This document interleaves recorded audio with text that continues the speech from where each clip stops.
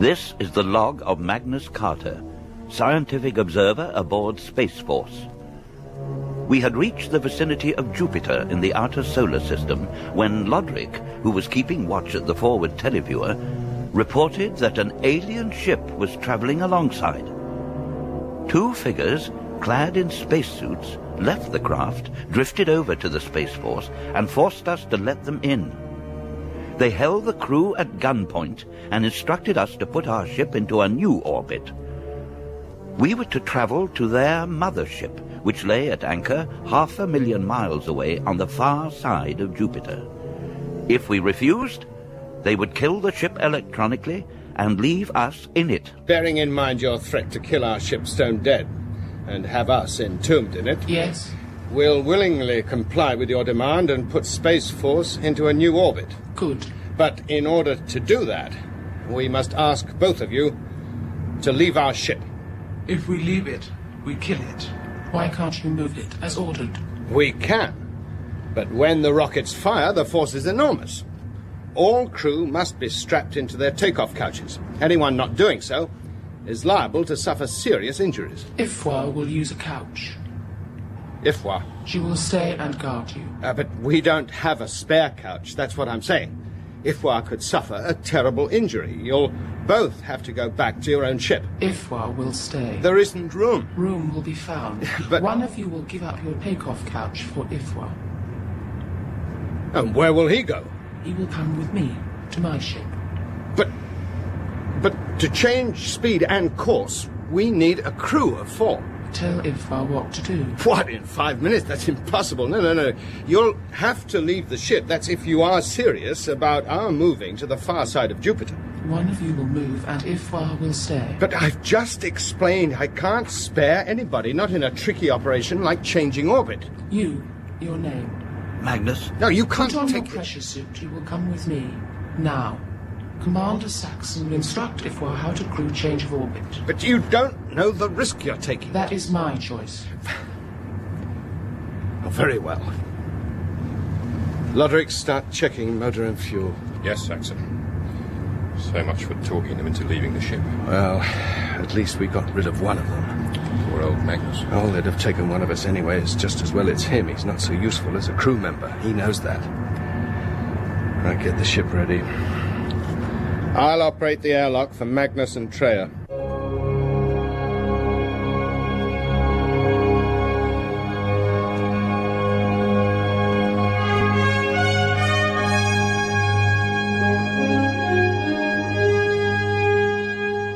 Space Force, an interstellar encounter starring Barry Foster, Nigel Stock, Nicky Henson, and Tonya Sober. Episode 4. The Time Ship.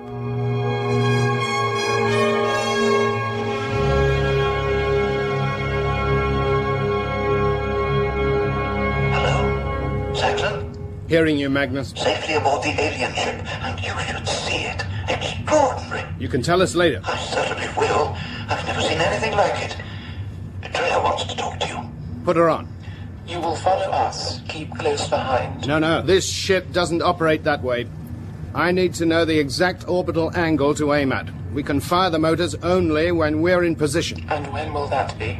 I can't say until I know the target position on the other side of Jupiter. Ifwa will give you all that information. I see.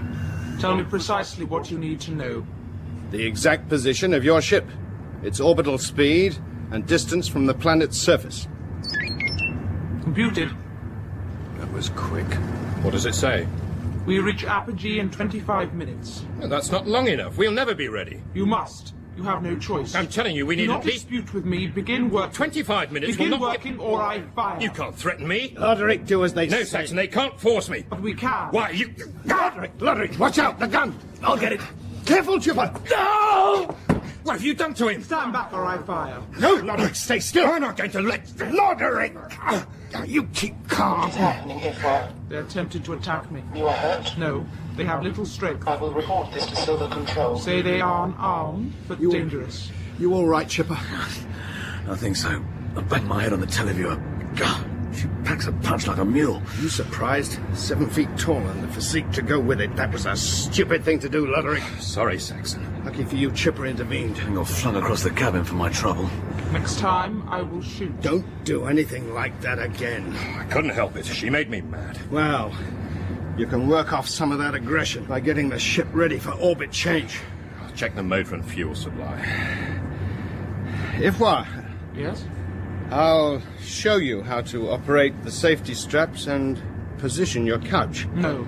I will take care of myself. But You are not to be trusted. Good try, Saxon. I wonder how Magnus is getting on their ship.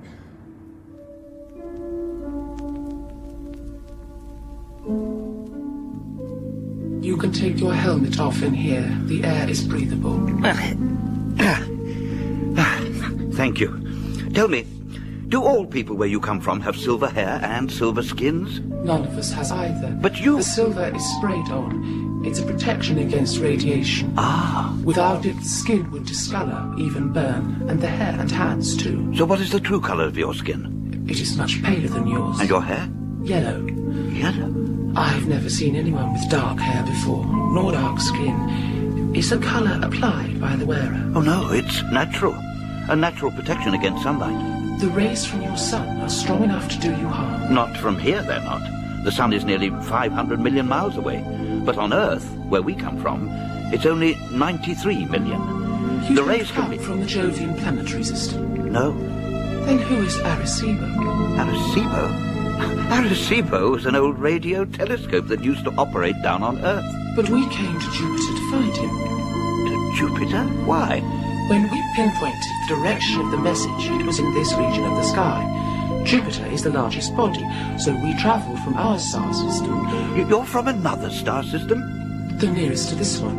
Alpha Centauri? We come from Corthea. Where? Corthea, a planet.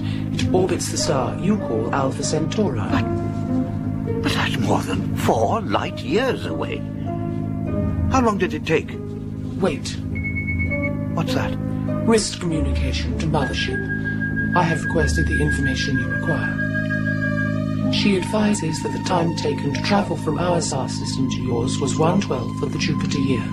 1/12? That's about 1 Earth year. 1 Earth year? To travel 4.5 light years? Including acceleration and deceleration, actual travel time could not be more than a few seconds. What? To break through the time barrier. Hello, Magnus. Space Force calling. Oh, hello, Space Force, receiving you. We're about to fire the motors. Motors will fire in 20 seconds. Well, good luck. We'll keep an eye on you.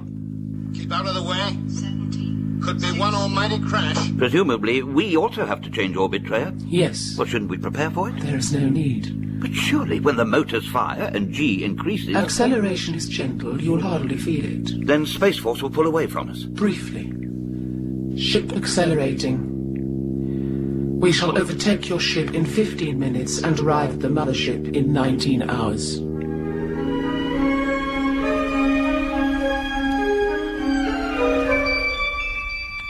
Slowly and gently, the little ship gathered pace and swept across the galaxy.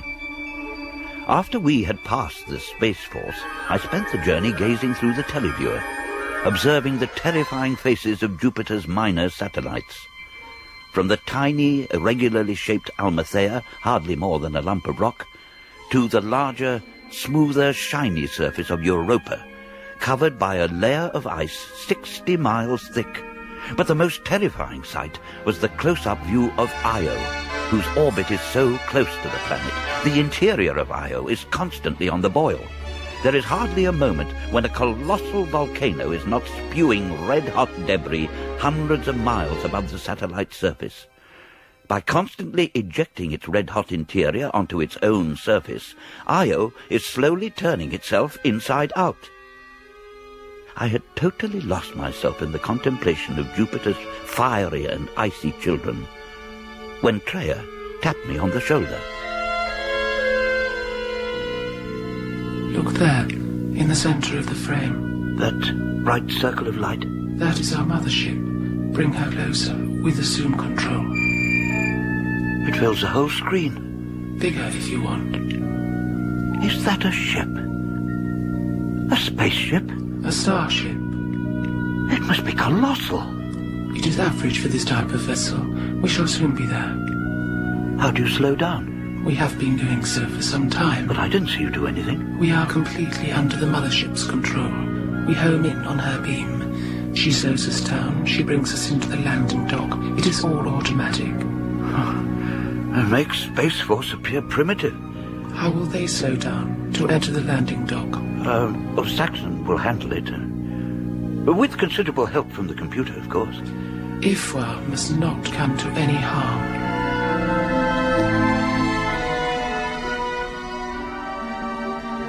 The starship was as tall as a skyscraper and as long as an ocean liner, its hull being round like a submarine's. Towering high above it was the superstructure, tall, almost as long as the hull, but only half its thickness. We entered smoothly, easily, and came to a halt at our mooring.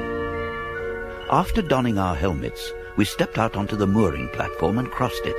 Passing through the airlock, we found ourselves inside the great ship. There we waited for Saxon and the rest of the Space Force crew. Saxon! Over here! What a ship. It's extraordinary. Large enough to accommodate a whole town. The technology of these people is beyond belief. How did IF-4 react to our primitive efforts? She didn't like it very much. Are they all here? Do you know where they are to be put? Grey living area. It's not far. We can take the travelator. Keep close together. Do not attempt to get away. Follow the grey corridor with a silver line. Where's that? Entrance over there. We start on the slow platform, change over to the faster one.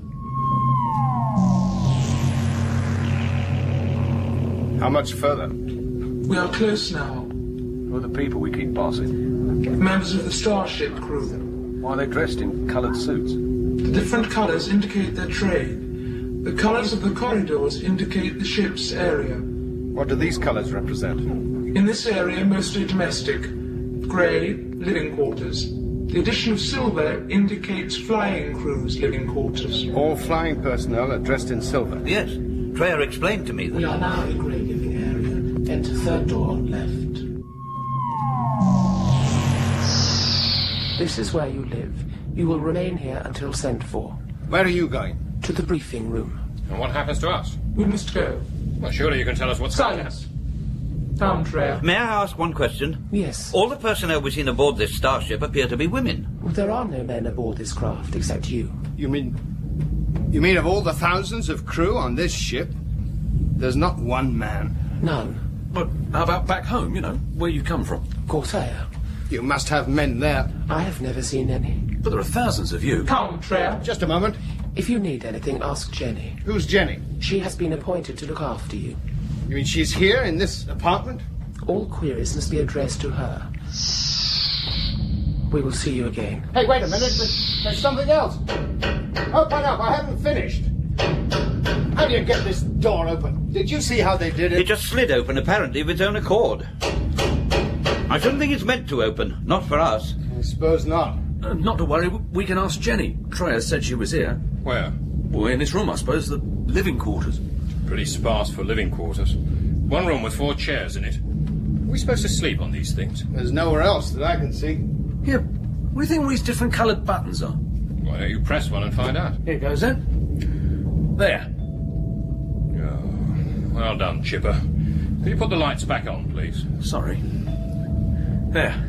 I'll try this one. What's that? You've opened another door to another room. It's a bedroom. Grey area service. Oh, you made me jump. Can I help you? How did you get in here? You weren't there a second ago. And who are you? I'm Jenny. You called me. Me? You pressed the service button. Oh, well, I mean, Can you get us something to eat? Very well. I will fetch you... Wait, and something to drink, too. Of course. Oh. She's gone. Most incredible thing I've ever seen. A real person appeared from nowhere. Largest life one moment, gone the next. How's it done? I wish I knew. Beautiful girl, too. Watch out, Saxon. What the... It's a table. What, did you see where that came from? Well, it seemed to come out of the wall. Here comes the food. That was quick. Looks delicious. Do you think we should try it? Well, it's either that or we starve. Right. I'll start. Oh, it is delicious. Try it. What a change after our rations. This drink is good, too. Try some of this. What is it? I don't know. It's like pork. Really tasty. Of course, it may be some sort of centaurian serpent. Oh. Do you think so? Chipper, you're not eating. No, I was thinking. What about? That girl who came in here. What about her? So beautiful. Where did she come from? She appeared when you pressed that button. Just like Aladdin's genie. You press the button, she appears. Aren't you going to eat anything then, Chipper? Yeah, I'll have a little bit of that, thanks. Well, anything Chipper doesn't want, I'll have. I've never tasted such good food.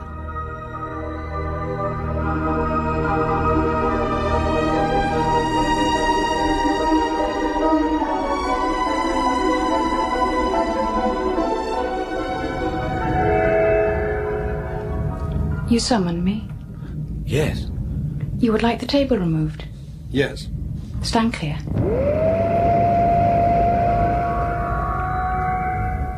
Is there anything else? Well, if you could tell us something about this place, we'd be... What do you wish to know?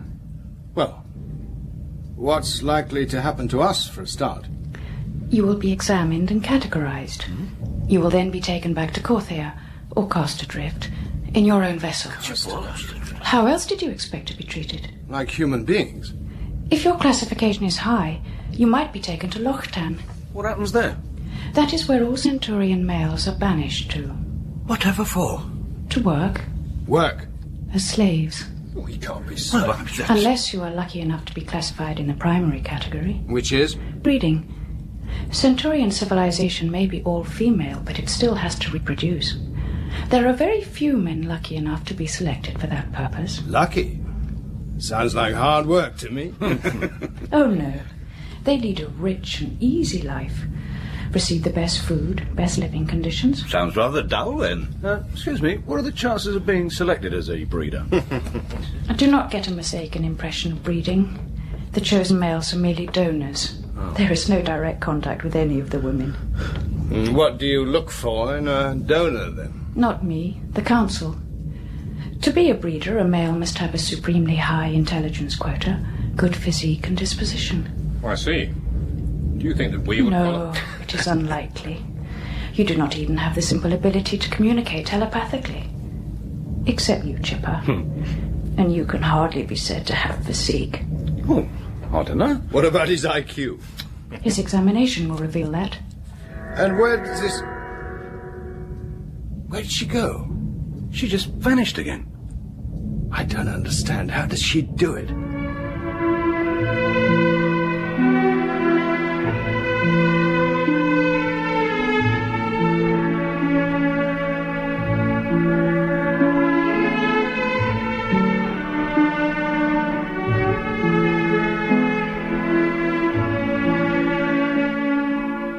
Though Jenny appeared in our common room looking like a real three-dimensional person, she was in fact nothing more than a projected image.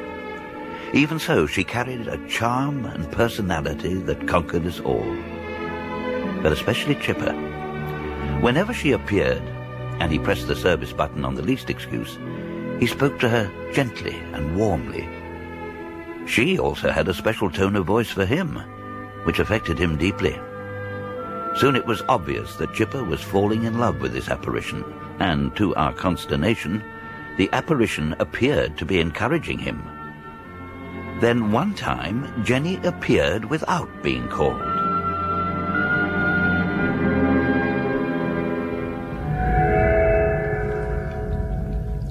You must all be ready for transfer to another part of the ship. Where are we going? To meet Voedica. Who's she? Commander of the starship. She wishes to see you, especially the Space Force leader. It's about time I met somebody of my own rank and status. Remember, you were also her prisoner. That's difficult to forget. And where does this Commander Voedica reside? On the far side of the starship. You will be escorted. Naturally. And remember, when you're interrogated... Interrogated? Yes. Remember, you must not... What? Another time. Here comes your escort. Be humble and respectful before Voedica. Yes, but what we... Come with us! Now! Very well. Okay. Good luck.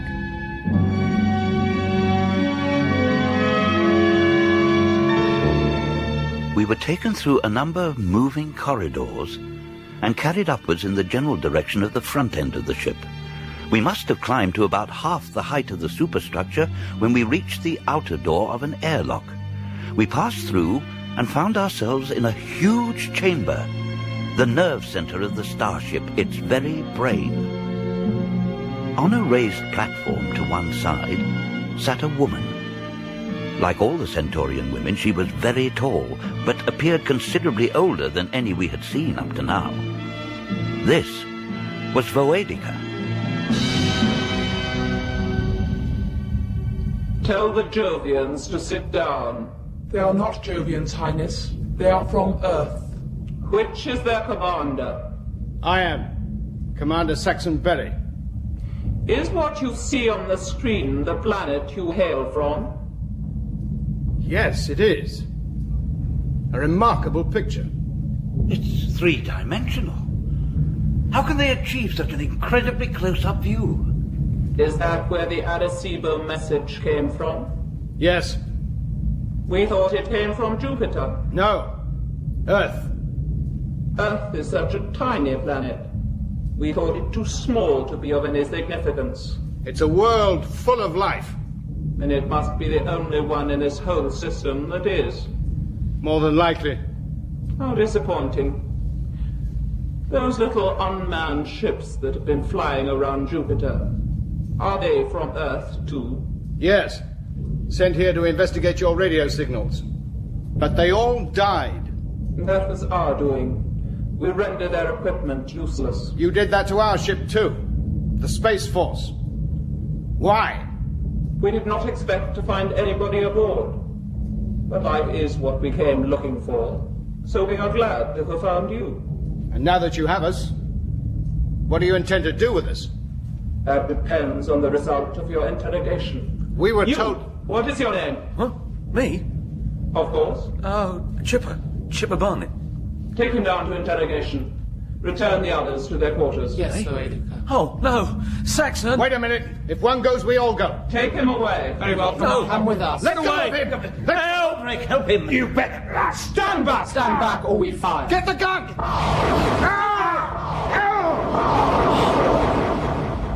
Oh, what have you done? You've killed them. Disobedience will not be tolerated.